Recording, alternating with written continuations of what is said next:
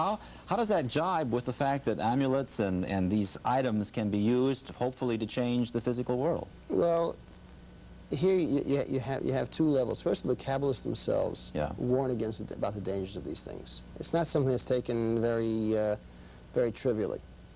Second of all, in the very passage in Deuteronomy, the Bible goes on to say, "I will raise a prophet to you." In other words, there are forbidden means of trying to ascertain, say, knowledge of the future or knowledge of the hidden, and there are permitted means. In Talmudic literature already, the distinction is made much more clearly. And it seems really, it depends on where a person is coming from. If a person is trying to manipulate the force of creation through the dark side, through what the Kabbalists would call the Sitra Achra, the other side, the dark forces, this is absolutely forbidden. And it's forbidden not so much because the person is manipulating nature, but because he is actually trying to manipulate through that which goes against the divine. So the idea is that it's only thing that's acceptable as far as the Kabbalah is concerned in terms of using magical powers would be for the positive or for the good. Right, and then only in the most circumscribed areas. In fact, there are many Kabbalistic sources that seem to indicate a person actually needs a divine directive before one can use these forces. Would you consider yourself a mystical rabbi? Actually not. I consider myself an ordinary Orthodox rabbi, or an ordinary rabbi. I really don't like to even throw labels on. Do you utilize any of these magical aspects in your study of the Kabbalah? Magical, definitely not. Meditative, yes. Tell me about that. What kinds of experiences have you had? How would a service in an ordinary 20th century synagogue that was a meditative service, how would it differ from an ordinary service? Well, actually, that brings back to another thing. People don't realize to what degree the ordinary synagogue service is based on Kabbalah, is based on Jewish mysticism. It has many roots in Jewish mysticism. In fact, many prayers are specifically taken from the mystical tradition. The difference I think the major difference would be that a mystical service would be much slower. Slower. And the main difference would be internal. I mean, let me give you a good example. Please. Let's say in the Amidah, which is the standard Jewish prayer said 3 times a day. Right. Incidentally, the very fact that it's said 3 times a day gives it almost a mantra-like quality, this prayer. But the person praying would say, the great, mighty, and awesome God.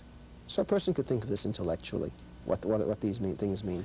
But the mystic, or the person who's really delved into the prayer, when he says great, he literally becomes aware in every possible way, every fiber of his being, of what God's greatness means, or what God's strength means, or the awesomeness of God.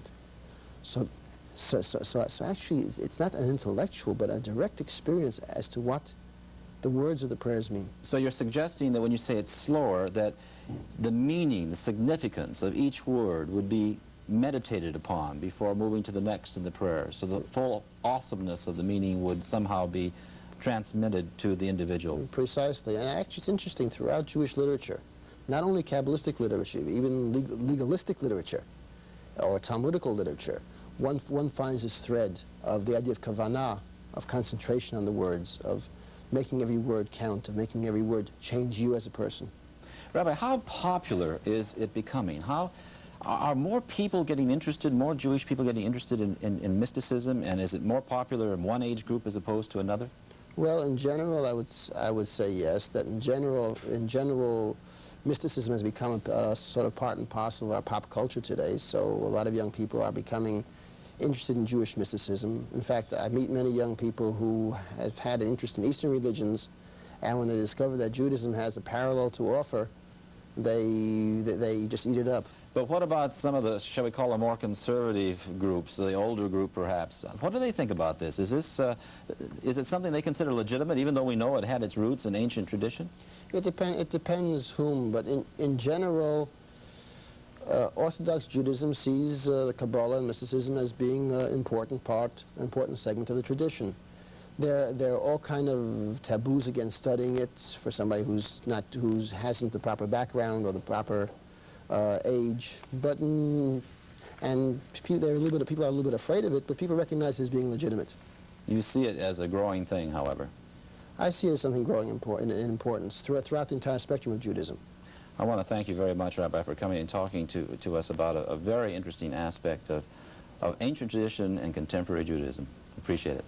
It's my pleasure.